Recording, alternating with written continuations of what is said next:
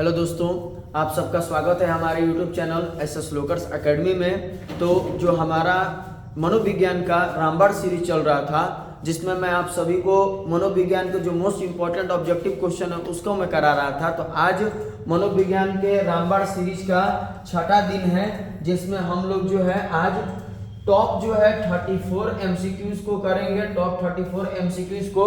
तो आप लोग जो है इस वीडियो को आखिरी तक जरूर देखिएगा और वीडियो अच्छा लगे तो अपने दोस्तों में और अपने मित्रों में जरूर शेयर कीजिएगा।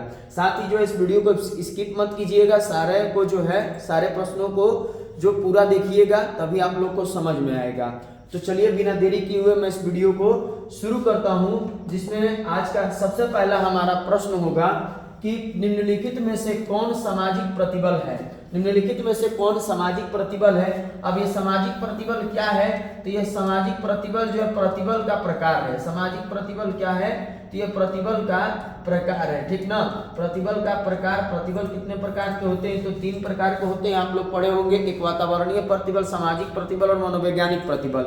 3 तरीके के प्रतिबल होंगे। तो ये पूछा जा रहा है कि निम्नलिखित में से कौन सामाजिक प्रतिबल है। ऑप्शन नंबर ए द्वंद्व, दूसरा नंबर ऑप्शन कुंठा, तीसरा नंबर ऑप्शन जो है भूकंप है, तो और चौथा नंबर ऑप्शन है विवाह विच्छेद है। तो अगर हम देखेंगे कि कौन सामाजिक प्रतिबल है इसमें, तो विवाह विच्छेद जो हमारा सामाजिक प्रतिबल होगा। तो पहला नंबर प्रश्न का सही उत्तर ऑप्शन नंबर डी होगा। अगर द्वंद्व की बात करें तो मनोवैज्ञानिक प्रतिबल में आएगा, कुंठा भी मनोवैज्ञानिक प्रतिबल में आएगा, और भूकंप जो है ये तुम्हारा जो है किस प्रतिबल में आएगा, तो ये हमारा जो है भूकंप पर्यावरणीय प्रतिबल में आएगा। तो इसलिए इस प्रश्न का अगर सही उत्तर देखेंगे हम लोग, तो ऑप्शन नंबर ए जो है इस ए कह रहे हैं, ऑप्शन नंबर डी जो है हमारा इस प्रश्न का सही उत्तर होगा। डी जो इस प्रश्न का सही उत्तर होगा। इसके बाद आगे चलेंगे दूसरे नंबर प्रश्न पे, जिसमें दिया जा रहा है कि निम्नलिखित या निम्नांकित में कौन मनोविदालिता का एक प्रकार नहीं है। मनोविदालिता का कौन प्रकार नहीं है, तो वो विघटित मनोविदालिता जो है ये मनोविदालिता का प्रकार नहीं है। तो ए नंबर ऑप्शन जो है दूसरा नंबर प्रश्न का हमारा सही उत्तर होगा। मनोविदालिता क्या है, तो एक विकार है, एक बीमारी है, जिसको विकृति बोलते हैं या डिजीज बोलते हैं, ठीक। तो यह विकार या बीमारी है, ठीक ना। इसके बाद तीसरा नंबर प्रश्न पे चलेंगे, जिसमें दिया जा रहा है कि निम्नलिखित में कौन निकोटीन की श्रेणी में आता है। निम्नलिखित में कौन निकोटीन की श्रेणी में आता है। ऑप्शन नंबर एक आ रहा है हशीश, दूसरा नंबर ऑप्शन का रहा है हेरोइन, तीसरा नंबर ऑप्शन का रहा है तंबाकू, और चौथा नंबर ऑप्शन का रहा है इनमें से कोई नहीं। तो निम्नलिखित में से कौन निकोटीन की श्रेणी में आता है, तो कौन आता है, तो वो तंबाकू आता है। तो तीसरा नंबर प्रश्न का सही उत्तर हमारा ऑप्शन नंबर सी होगा, ठीक ना। इसके बाद चौथा नंबर प्रश्न की बात करेंगे, जिसमें दिया जा रहा है कि मेस्कालाइन एक क्या चीज है, वो विभ्रांति उत्पादक है, निकोटीन उत्पादक है, या निकोटीन है, या शामक है, या ऑपियोइड है। तो मेस्कालाइन जो है ये क्या है, तो ये विभ्रांति उत्पादक है, ठीक ना। ये क्या है, एक विभ्रांति उत्पादक है। तो चौथा नंबर प्रश्न का सही उत्तर हमारा ऑप्शन नंबर ए होगा, ठीक ना। इसके बाद पांचवा नंबर प्रश्न पर चलेंगे, जिसपे दिया जा रहा है कि निम्नलिखित में कौन काय आलंबित विकार के लक्षण नहीं है। निम्नलिखित में कौन काय आलंबित विकार के लक्षण नहीं है, तो कौन नहीं है, तो वो खूब जो है खाना, खूब खाना जो है ये काय आलंबित विकार का लक्षण नहीं है। तो 5 नंबर प्रश्न का सही उत्तर हमारा ऑप्शन नंबर ए होगा, ठीक ना। इसके बाद हम लोग अगर छठा नंबर प्रश्न की बात करेंगे, जिसमें दिया जा रहा है कि सामान्य, असामान्य तथा श्रेष्ठ में केवल का अंतर होता है। तो किसका अंतर होता है, तो वो मात्रा का अंतर होता है, ठीक। सामान्य, असामान्य तथा श्रेष्ठ में केवल किसका अंतर होता है, तो वो मात्रा का अंतर होता है। तो ए नंबर ऑप्शन जो है हमारा इस प्रश्न का सही उत्तर होगा। इसके बाद आगे चलेंगे 7वां नंबर प्रश्न पे, जिसमें दिया जा रहा है कि DSM-4 में कितने आयाम है। DSM-4 में कितने आयाम है। ऑप्शन नंबर एक आ रहा है 5, दूसरा नंबर ऑप्शन का रहा है 6, तीसरा नंबर ऑप्शन का रहा है 4, और चौथा नंबर ऑप्शन का रहा है 7। तो DSM-4 में कितने आयाम है, तो ये याद रखना है 5 आयाम है इसमें भी। तो ऑप्शन नंबर ए जो है 7 नंबर प्रश्न का ये भी सही उत्तर होगा। इसके बाद आगे चलेंगे 8वां नंबर प्रश्न पे, जिसपे दिया जा रहा है कि किस मनोवैज्ञानिक ने मेस्मेरिज्म चिकित्सा सिद्धांत की स्थापना की। किस मनोवैज्ञानिक ने मेस्मेरिज्म चिकित्सा सिद्धांत की स्थापना की, ये पूछा जा रहा है। तो किसने किया था, तो एंटन मेस्मर ने। एंटन मेस्मर नाम करके जो मनोवैज्ञानिक थे, उन्होंने क्या किया था, मेस्मेरिज्म चिकित्सा का जो है प्रतिपादन किया था। तो 8 नंबर प्रश्न का सही उत्तर हमारा ऑप्शन नंबर डी होगा, ठीक ना। ऑप्शन नंबर डी जो है इस प्रश्न का सही उत्तर होगा। इसके बाद हम लोग जो है 9 नंबर प्रश्न पे चलेंगे, जिसमें दिया जा रहा है कि संवेदन मंदक औषधियों का मुख्य कार्य होता है। संवेदन मंदक औषधियों का मुख्य कार्य होता है किस चीज में? तो पीड़ादायक प्रभाव को कम करना, उत्तेजना को जो है बढ़ाना, विभ्रम उत्पन्न करना, या इनमें से कोई नहीं। तो जो संवेदन मंदक औषधियों का मुख्य कार्य होता है, तो वो मुख्य कार्य क्या करते हैं? विभ्रम उत्पन्न करते हैं, विभ्रम ये उत्पन्न करते हैं। तो 9 नंबर प्रश्न का सही उत्तर हमारा ऑप्शन नंबर सी हो जाएगा, ठीक ना। इसी तरह अगर हम 10वां नंबर प्रश्न को देखेंगे तो इसमें दिया जा रहा है कि व्यवहार चिकित्सा, व्यवहार चिकित्सा जो है हमारा व्यवहार चिकित्सा को कहा जा रहा है कि व्यवहार चिकित्सा की निम्नलिखित में से कौन सी तकनीक उपयोग में नहीं लाई जाती है। व्यवहार चिकित्सा पढ़े होंगे आप लोग, इसमें कई सारे तकनीक के बारे में जिक्र किया गया हो। तो यहाँ पे ऑप्शन में कह रहा है कि वो उनमें से जो 4 ऑप्शन दिया गया, तो इनमें से कौन सा तकनीक का उपयोग नहीं किया जाता व्यवहार चिकित्सा में, ये पूछा जा रहा है। तो अगर हम पहला नंबर ऑप्शन देंगे क्रमिक विसंवेदीकरण, दूसरा नंबर ऑप्शन देख रहे हैं मॉडलिंग तकनीक दे रहा है, तीसरा नंबर बायोफीडबैक दे रहा है, और चौथा नंबर जो उद्बोधक चिकित्सा दे रहा है। तो अगर हम क्रमिक विसंवेदीकरण, मॉडलिंग तकनीक और बायोफीडबैक का बात करेंगे तो ये तीनों जो है व्यवहार चिकित्सा के अंतर्गत आता है। ये तीनों जो है व्यवहार, ये तीनों व्यवहार चिकित्सा के अंतर्गत आता है, व्यवहार चिकित्सा के अंतर्गत आता है, ठीक। लेकिन अगर उद्बोधक चिकित्सा की बात करेंगे, जिसको लोगोथेरेपी कहते हैं, लोगोथेरेपी कहते हैं, तो उद्बोधक चिकित्सा जो है ये अलग हो जाता है। तो इसीलिए 10 नंबर प्रश्न का सही उत्तर हमारा ऑप्शन नंबर डी होगा। ऑप्शन नंबर डी जो है 10 नंबर प्रश्न का सही उत्तर होगा। इसी तरह आगे बढ़ेंगे 11 नंबर प्रश्न पे। यहाँ कहा जा रहा है कि व्यक्ति का शारीरिक हाव भाव, शारीरिक हाव भाव मतलब कि चुप रहेंगे, शरीर का मतलब कि जैसे कि हिलाने डुलाने से, ठीक, हमारे शरीर की जो भाव भंगिमा हो गई उससे जो है पता चलता है क्या चीज। तो कहा जा रहा है कि किस श्रेणी का कौशल होगा? तो परामर्श कौशल होगा, संचार कौशल होगा, साक्षात्कार कार्य कौशल होगा, या मनोवैज्ञानिक प्रशिक्षण कार्य कौशल होगा। ये कौन सा कौशल कहलाएगा? कौशल मतलब आप सभी को बताए थे कि स्किल्स होता है, स्किल्स, ठीक। तो यहाँ पे ऑप्शन में हमको ये 4 ऑप्शन दिया गया और पूछा जा रहा है कि शारीरिक हाव भाव जो है किस श्रेणी या किस कौशल का उदाहरण है। तो किस कौशल का उदाहरण होगा? तो याद रखना ये संचार कौशल का होगा। वो भी संचार कौशल में कौन सा संचार कौशल? अशाब्दिक संचार कौशल, अशाब्दिक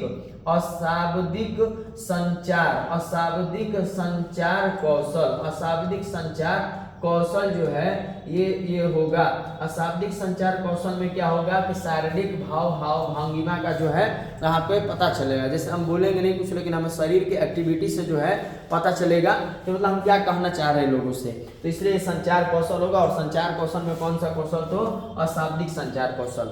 आई बात समझ में आप सभी लोगों को? तो यहाँ याद रखना है कि बी नंबर ऑप्शन जो है 11 नंबर प्रश्न का हमारा सही उत्तर होगा। इसके बाद जो है 12 नंबर प्रश्न को देखेंगे, जिसमें दे रहा है कि सेवार्थी केंद्रित चिकित्सा को किसने प्रतिपादित किया? सेवार्थी केंद्रित चिकित्सा को किसने प्रतिपादित किया? तो याद रखना है किसने किया था? तो कार्ल रोजर्स ने किया था। तो बी नंबर ऑप्शन जो है 12 नंबर प्रश्न का हमारा सही उत्तर होगा। इसके बाद हम लोग 13 नंबर प्रश्न पर चलेंगे, जिसमें दिया जा रहा है कि मनोवृत्ति परिवर्तन में संतुलन का प्रतिपादन किसने किया? इसके जवाब में POX भी देगा। POX मनोवृत्ति परिवर्तन में संतुलन या POX मॉडल का प्रतिपादन किसने किया? ऐसे दे तो आप याद रखिएगा फ्रिट्ज हाइडर। यहाँ केवल हाइडर दिया है, फ्रिट्ज हाइडर भी देता है। तो उन्होंने जो है मनोवृत्ति परिवर्तन में संतुलन या POX मॉडल का प्रतिपादन किया था। तो 13 नंबर प्रश्न का सही उत्तर हमारा ऑप्शन नंबर बी होगा। ये आप लोग जरूर याद रखिएगा। इसके बाद जो अगर हम 14 नंबर प्रश्न की बात करेंगे तो इसमें दिया जा रहा है कि निम्नांकित में कौन जैव आयुर्विज्ञान चिकित्सा नहीं है? ये पूछा जा रहा है कि निम्नांकित में कौन जैव आयुर्विज्ञान चिकित्सा नहीं है। जिसमें पहला नंबर ऑप्शन दे रहा है सेवार्थी केंद्रित चिकित्सा, दूसरा नंबर ऑप्शन दे रहा है औषधि चिकित्सा, तीसरा नंबर ऑप्शन दे रहा है आघात चिकित्सा, चौथा नंबर ऑप्शन दे रहा है शल्य चिकित्सा। तो सेवार्थी केंद्रित चिकित्सा कौन नहीं है? मतलब सेवार्थी केंद्रित कर रहा है। जैव आयुर्विज्ञान चिकित्सा कौन नहीं है? तो इसमें क्या हो जाएगा हमारा? सेवार्थी केंद्रित चिकित्सा हो जाएगा। सेवार्थी केंद्रित चिकित्सा जो है हमारा इस प्रश्न का सही उत्तर होगा। बाकी औषधि चिकित्सा, आघात चिकित्सा और शल्य चिकित्सा ये तीनों जो जैव आयुर्विज्ञान चिकित्सा का अंतर्गत आता है। आप लोग जो है पाठ 5 में जो है पार्ट 5 जिसमें जो है चिकित्सा के बारे में जिक्र किया गया है उसमें आप लोग जो है पढ़े होंगे, ठीक ना। तो हमारा जो है 14 नंबर प्रश्न का सही उत्तर ऑप्शन नंबर ए होगा, ये आप लोग जरूर याद रखिएगा। 14 नंबर प्रश्न का सही उत्तर हमारा ऑप्शन नंबर ए होगा। इसके बाद जो है हम लोग आगे देखेंगे 15 नंबर प्रश्न को, जिसमें दे रहा है कि शारीरिक बनावट पर सर्वाधिक प्रभाव किस तत्व या शक्ति पर पड़ता है या शक्ति का पड़ता है। शारीरिक बनावट पर सर्वाधिक प्रभाव किस तत्व या शक्ति का पड़ता है, तो किस तत्व या शक्ति का पड़ता है, तो वंशानुक्रम का पड़ता है। तो 15 नंबर प्रश्न का सही उत्तर हमारा ऑप्शन नंबर सी होगा, ठीक। इसके बाद हम लोग 16 नंबर प्रश्न पर चलेंगे, जिसमें दिया जा रहा है कि निम्नांकित में कौन समूह संरचना का तत्व नहीं है। निम्नांकित में कौन समूह संरचना का तत्व नहीं है, तो वो क्या होगा, समूह सोच होगा। समूह सोच जो है हमारा समूह संरचना का तत्व नहीं है, बाकी भूमिका, मानक और पदवी ये सब है। तो इसलिए हमारा ऑप्शन नंबर डी जो है 16 नंबर प्रश्न का सही उत्तर हो जाएगा। इसके बाद जो है हम लोग 17 नंबर प्रश्न पर चलेंगे, जिसमें दिया जा रहा है कि किसने समूह का वर्गीकरण प्राथमिक समूह तथा द्वितीय समूह में किया है। किसने समूह का वर्गीकरण प्राथमिक समूह तथा द्वितीय समूह में किया है, तो किसने किया है, तो चार्ल्स फूले ने किया है। और मैं आप सभी लोगों को पहले भी बताया था कि ये VVI क्वेश्चन है, इसको जरूर याद रखिएगा कि प्राथमिक समूह और द्वितीय समूह में जो है किसने बांटा समूह का वर्गीकरण किया, तो वो चार्ल्स फूले ने किया था। तो डी नंबर ऑप्शन जो है हमारा 17 नंबर प्रश्न का ये सही उत्तर हो जाएगा। इसके बाद हम लोग 18 नंबर प्रश्न पर चलेंगे, जिसमें बताया जा रहा है कि समूह ध्रुवीकरण से संप्रत्यय का प्रतिपादन किसके द्वारा किया गया। समूह ध्रुवीकरण से संप्रत्यय का प्रतिपादन किसके द्वारा किया गया, ये पूछा जा रहा है। तो किसके द्वारा किया गया, तो फ्रेशनर एवं शेल्डन के द्वारा। तो ऑप्शन नंबर बी जो है हमारा 18 नंबर प्रश्न का सही उत्तर हो जाएगा, ठीक ना। इसके बाद हम लोग 19 नंबर प्रश्न पर चलेंगे, जिसमें बताया जा रहा है कि पर्यावरणीय मनोवैज्ञानिकों ने पर्यावरण संरक्षण के किस माध्यम पर बल दिया है। पर्यावरणीय मनोवैज्ञानिकों ने पर्यावरण संरक्षण के किस माध्यम पर बल दिया है, तो किस माध्यम पर बल दिया, तो उपयुक्त सभी, यानी सभी माध्यमों पर बल दिया। पूर्व व्यवहार अनुमोदन पे भी, पश्चिम व्यवहार पूर्वावलोकन पे भी, पर्यावरणीय शिक्षा पर भी, सब पे भी उन्होंने किया है। तो 19 नंबर प्रश्न का सही उत्तर हमारा ऑप्शन नंबर डी होगा। इसके बाद हम लोग जो है 20 नंबर प्रश्न पर चलेंगे, जिसमें बताया जा रहा है कि वातावरणीय प्रदूषण किस रूप में हो सकता है। वातावरणीय प्रदूषण किस रूप में हो सकता है, तो वायु प्रदूषण, जल प्रदूषण, मिट्टी प्रदूषण सभी रूप में हो सकता है। तो यहाँ इनमें से सभी हो जाएगा। तो 20 नंबर प्रश्न का सही उत्तर हमारा ऑप्शन नंबर डी ही होगा। इसके बाद जो है 21 नंबर प्रश्न पे चलेंगे, जिसमें दिया जा रहा है कि साक्षात्कार का उद्देश्य है। साक्षात्कार का उद्देश्य है तो क्या है, आमने सामने के संपर्क से सूचना प्राप्त करना। दूसरा नंबर ऑप्शन कर रहा है परिकल्पनाओं से के स्रोत। तीसरा नंबर ऑप्शन कर रहा है अवलोकन के लिए अवसर पाना। और चौथा नंबर ऑप्शन दे रहा है इनमें से सभी। तो साक्षात्कार का उद्देश्य क्या होता है, इनमें से सभी होगा। तो 21 नंबर प्रश्न का सही उत्तर हमारा ऑप्शन नंबर डी हो जाएगा, ऑप्शन नंबर डी होगा। इसके बाद 22 नंबर प्रश्न पर चलेंगे, जिसमें दिया जा रहा है कि निम्नलिखित में किसे मनोविज्ञान में मूल्यांकन विधि के यंत्र के रूप में नहीं समझा जाता है। कहा जा रहा है कि निम्नलिखित में किसे मनोविज्ञान में मूल्यांकन विधि के यंत्र के रूप में नहीं समझा जाता है। किसको, तो मनोवैज्ञानिक परीक्षण को, केस अध्ययन को, मनोचिकित्सक को या साक्षात्कार को। तो किसको नहीं समझा जाता है, तो यहाँ याद रखना है मनोवैज्ञानिक परीक्षण को जो है नहीं समझा जाता है मूल्यांकन विधि के यंत्र के रूप में। मूल्यांकन के रूप साक्षात्कार, मनोचिकित्सा और केस अध्ययन को करते हैं, लेकिन मनोवैज्ञानिक परीक्षण को जो मूल्यांकन विधि में प्रयोग नहीं करते हैं। तो ऑप्शन नंबर ए जो है हमारा सही उत्तर होगा, ठीक ना। इसके बाद आगे क्या दे रहा है ये देखना है। इसमें कह रहा है 23 नंबर प्रश्न है हमारा। इसमें दे रहा है कि इनमें से कौन परामर्श की प्रविधियां नहीं है। इसमें कौन परामर्श की प्रविधियां नहीं है, तो अगर परामर्श की प्रविधियां की बात करेंगे तो 3 परामर्श की प्रविधियां होती हैं। तो यहाँ 4 ऑप्शन दिया और उनमें से बताना है एक कोई को कि वो परामर्श की प्रविधियां कौन नहीं है। तो पहला नंबर ऑप्शन दे रहा है निर्देशक परामर्श, दूसरा नंबर ऑप्शन कर अनिर्देशक परामर्श, तीसरा नंबर ऑप्शन कर समझौतावादी परामर्श और चौथा नंबर ऑप्शन कर प्रोत्साहन परामर्श। तो इनमें से कौन परामर्श की प्रविधियां नहीं है, तो परामर्श की प्रविधियां कितनी होती है, 3 होती है।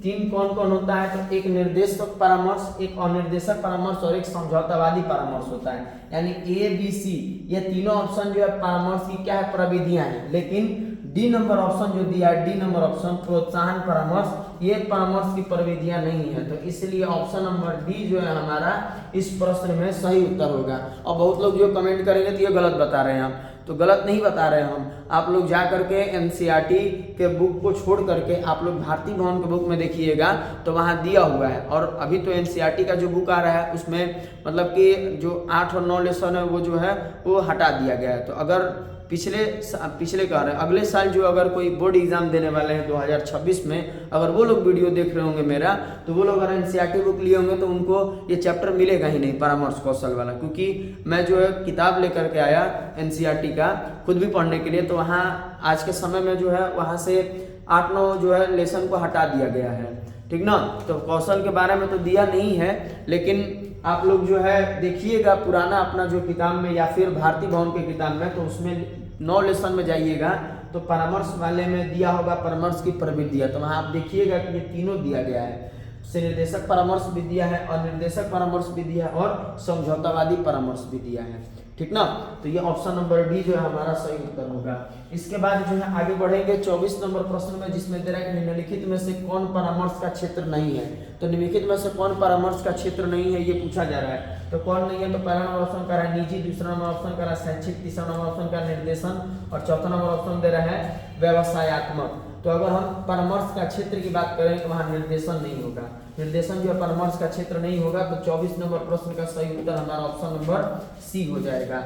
इसके बाद हम लोग 25 नंबर प्रश्न को करेंगे, जिसमें दिया जा रहा है कि निम्नांकित में से कौन मनोवृत्ति का तत्व नहीं है। निम्नांकित में से कौन मनोवृत्ति का तत्व नहीं है, तो वो स्मृति तत्व जो है मनोवृत्ति का तत्व नहीं होगा, तो ऑप्शन नंबर सी जो है हमारा 25 नंबर प्रश्न का सही उत्तर होगा। इसके बाद जो है 26 नंबर पर चलेंगे, जिसमें दिया जा रहा है कि सामान्य अनुकूलन संरक्षण या GAS का जो है संप्रत्यक को किसने प्रस्तुत किया, यानी सामान्य अनुकूलन संरक्षण जिसको शॉर्टकट में GAS बोलते हैं, तो इसका जो है संप्रत्यक का प्रतिपादन या प्रस्तुत किसने किया, तो किसने किया, तो हैंस शैली ने किया था, हैंस शैली ने किया था इसका प्रतिपादन। बी नंबर ऑप्शन जो है सही उत्तर होगा। लेकिन इसके साथ एक बात आप ये भी याद रखिएगा कि समान अनुकूलन संरक्षण में कितने अवस्थाएं पाई जाती है, तो 3 अवस्थाएं पाई जाती है। पहला प्रतिरोध, चेतावनी और परिश्रांति, या पहला चेतावनी हो जाएगा, ठीक ना, चेतावनी पहले होगा। पहले क्या होगा, चेतावनी, चेतावनी, प्रतिरोध हो गया। इसके बाद परिश्रांति ये तीसरा होगा। तो ये जो है हमारा याद रखना है कि सामान्य अनुकूलन संरक्षण की 3 अवस्थाएं कौन कौन सी हैं, तो चेतावनी, प्रतिरोध और परिश्रांति होगा। तो यहाँ पे ऑप्शन नंबर जो है हमारा बी 26 नंबर प्रश्न का सही उत्तर होगा। इसके बाद हम लोग जो है आगे देखेंगे 27 नंबर प्रश्न को, जिसमें दे रहा है कि छवि निर्माण की प्रक्रिया में निम्नलिखित में कौन सी, यहाँ पे क्या होगा, कौन भी नहीं होगा, कौन सी होगा, कौन सी, ठीक ना, यहाँ क्या होगा, कौन सी होगा। छवि निर्माण की प्रक्रिया में निम्नलिखित में से कौन सी उप प्रक्रिया होती है, उप प्रक्रिया, तो कौन सी उप प्रक्रिया होती है, तो ऑप्शन नंबर 1 का चयन, दूसरा नंबर ऑप्शन का अनुमान, तीसरा नंबर ऑप्शन का संगठन और चौथा नंबर ऑप्शन का उपरोक्त सभी। तो यहाँ क्या हो जाएगा, उपरोक्त सभी होगा, ठीक ना। अब बहुत लोग कमेंट करेंगे उपरोक्त सभी कैसे हो सकता है, तो आप लोग जो भारती भवन की किताब में देखे होंगे कि चयन, ठीक, और संगठन के बारे में दिया है, ठीक। चयन और संगठन ये दोनों जो है हमारा क्या होता है, छवि निर्माण की प्रक्रिया में उप प्रक्रिया के रूप में जो आते हैं, ठीक। यहाँ पे तो आप लोग समझ गए। लेकिन यहाँ अनुमान हम जो अगर मान लीजिए इसको कह दे कि यहाँ अनुमान नहीं होगा, तो यहाँ ऑप्शन में चौथा नंबर उपरोक्त सभी दे दिया है, ठीक ना। तो हम जो है ऐसे सिचुएशन में, ऐसे समय में क्या करेंगे, उपरोक्त सभी को ही मारेंगे, क्योंकि 2 सही हो रहा है, 1 और 2, ये 2 सही हो रहा है, तो हम आपरूपी जो है ये समझ जाएंगे कि ये बी नंबर ऑप्शन दिया है या इसके जगह पे कुछ और रहता तो वो भी हम सही मानते, क्योंकि यहाँ उपरोक्त सभी दिया है। अब मान लीजिए पेपर है, तो पेपर में ये नहीं करता कि 2 सही देता और यहाँ अगर मान लीजिए उपरोक्त सभी जो है नहीं देता, तो ऐसा नहीं करता। उपरोक्त सभी दिया तो मान लीजिए कि तीनों हमारा सही है, ठीक ना। अगर 2 सही रहता, मान लीजिए 2 सही रहता और यहाँ दे देता इनमें से कोई नहीं, तो बड़ा सिचुएशन होता है, मतलब इनमें से कोई नहीं अगर वाला दे देता तो बड़ा कंफ्यूजन होता है, किसको करें, ये भी सही है ये भी सही है, तो दुविधा में हो जाते हैं। लेकिन उपरोक्त सभी दिए थे, यहाँ दुविधा नहीं करना है, तीनों को सही करना है, तो तीनों को सही करके बढ़ जाना है। तो यहाँ पे चयन, अनुमान और संगठन तीनों जो है छवि निर्माण की प्रक्रिया की उप प्रक्रिया कहलाएगा। तो यहाँ ऑप्शन नंबर डी जो है हमारा सही उत्तर होगा। इसके बाद आगे देखेंगे अगला क्वेश्चन को, ये 27वां नंबर प्रश्न था, 27वां था। 28वां नंबर प्रश्न पर चलेंगे, जिसमें दिया जा रहा है कि निम्नलिखित में कौन छवि निर्माण की प्रक्रिया में सम्मिलित नहीं है।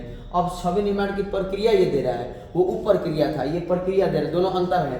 छवि निर्माण की उप प्रक्रिया वो अलग था, प्रक्रिया ये अलग है, तो प्रक्रिया में कहा जा रहा है कि कौन सम्मिलित नहीं है। चयन, संगठन, भूमि निर्वाह और अनुमान। तो चयन, संगठन और अनुमान ये तीनों होगा, लेकिन भूमि निर्वाह नहीं होगा। तो ऑप्शन नंबर जो हमारा सी जो है ये क्या होगा, सही उत्तर होगा। ठीक ना, ऑप्शन नंबर सी जो है इसका सही उत्तर होगा, ये सम्मिलित नहीं है। इसके बाद आगे देखेंगे समूह संघर्ष का कारण कौन नहीं है, ये पूछा जा रहा है। तो समूह संघर्ष का कारण कौन नहीं है, तो पुरस्कार संरचना होगा। पुरस्कार संरचना जो समूह संघर्ष का कारण नहीं है, तो ऑप्शन नंबर डी जो है हमारा 29 नंबर प्रश्न का सही उत्तर होगा। इसके बाद 30 नंबर प्रश्न पर चलेंगे, जिसमें दिया जा रहा है कि किसी समूह में यदि समग्रता बहुत अधिक मात्रा में बढ़ जाती है तो उसका क्या परिणाम होता है। तो उसका क्या परिणाम होता है, तो समूह सोच की उत्पत्ति होती है। क्या होती है, समूह सोच की उत्पत्ति होती है। तो ऑप्शन नंबर ए जो है इस प्रश्न का हमारा सही उत्तर होगा। इसके बाद हम लोग जो है 31 नंबर प्रश्न पर चलेंगे, जिसमें दिया जा रहा है कि 16 पीएफ को किसने विकसित किया। 16 पीएफ को किसने विकसित किया, तो वो कैटल ने विकसित किए थे। किसने विकसित किया, तो कैटल ने विकसित किए थे। 31 नंबर प्रश्न का सही उत्तर हमारा ऑप्शन नंबर बी होगा। इसके बाद 32 नंबर प्रश्न पर चलेंगे, जिसमें दिया जा रहा है कि निम्नलिखित में से कौन व्यक्तित्व सिलगुण है। निम्नलिखित में से कौन व्यक्तित्व सिलगुण है, तो व्यक्ति सिलगुण है तो वह प्रभुत्व है। प्रभुत्व जो है वो व्यक्तित्व सिलगुण है, तो ऑप्शन नंबर ए जो है इस प्रश्न का सही उत्तर होगा। इसके बाद 35 नंबर पे चलेंगे, जिसमें दिया जा रहा है कि दबाव के संज्ञानात्मक सिद्धांत के प्रतिपादक कौन है। तो दबाव के संज्ञानात्मक सिद्धांत के प्रतिपादक ले जा रहा है। तो 33 नंबर प्रश्न का सही उत्तर हमारा ऑप्शन नंबर ए होगा। सॉरी। इसके बाद जो है 34 नंबर प्रश्न पर चलेंगे, जिसमें दिया जा रहा है कि द्विध्रुवीय मनोविकृति के कितने प्रकार हैं। यहाँ ऑप्शन में दे रहा है कि द्विध्रुवीय मनोविकृति के कितने प्रकार हैं। तो कितने प्रकार हैं, तो ऑप्शन नंबर ए कह रहा है 2, दूसरा नंबर ऑप्शन कह रहा है 3, तीसरा नंबर ऑप्शन कह रहा है 4 और चौथा नंबर ऑप्शन कह रहा है 5। तो दो ध्रुवीय विकृति के कितने प्रकार होंगे, तो यहाँ 3 प्रकार होंगे। अब बहुत लोग कहेंगे कि नहीं 2 होंगे, तो 3 कौन कौन होंगे, तो ये भी ध्यान रखिएगा कि पहला हो जाएगा हमारा द्विध्रुवीय एक विकार, ये पहला में आएगा। इसके बाद दूसरा की बात करेंगे तो सेम यही रहेगा, द्विध्रुवीय 2 विकार, ठीक 2 विकार हो गया। और उसके बाद जो है उसके बाद तीसरा नंबर जो हमारा हो जाएगा चक्र विक्षिप्त विकार, चक्र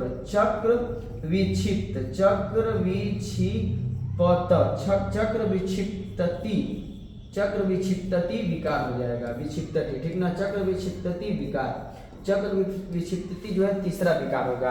तो ये द्विध्रुवीय मनोविकृति हो गई। उसके जो है कितने प्रकार होते हैं, तो 3 होते हैं, एक द्विध्रुवीय 1 विकार, द्विध्रुवीय 2 विकार और चक्र विक्षिप्तति विकार होगा। तो यहाँ ऑप्शन नंबर बी जो है हमारा इस 34 नंबर प्रश्न का सही उत्तर होगा, ठीक ना। तो यहाँ पे आज का जो हमारा ये साइकोलॉजी मनोविज्ञान का जो रामबाण सीरीज था, इसमें आज हम लोगों ने टोटल 34 प्रश्न को किए, यानी 34 प्रश्न को किए।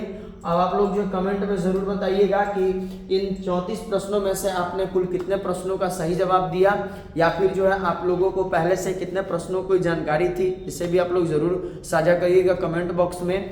साथ ही अगर इन सारे क्लासेज का आपको PDF नोट्स चाहिए तो हमारे SS लोकर्स अकेडमी के टेलीग्राम चैनल को ज्वाइन कर सकते हैं। और अगर जो है आप सभी लोग जो है हमारे चैनल पर नए हैं तो हमारे चैनल को सब्सक्राइब कर लीजिएगा, बेल आइकन को प्रेस कर दीजिएगा। और अगर आप सभी को और भी किसी सब्जेक्ट से दिक्कत है, प्रॉब्लम है, तो उसको आप लोग बता सकते हैं, जिससे हम आपके बीच जो है उसको साझा कर सकें। इसके लिए जो है मैं आप सभी का आभारी रहूँगा कि आप हमें जो है तहे दिल से प्यार कर रहे हैं, और ऐसे ही अपना प्यार बनाए रखिए। और आगे भी जो है बहुत सारा जो है सीरीज आने वाला है, तो आप लोग ज़रूर जो हमारे साथ जुड़े रहें। धन्यवाद।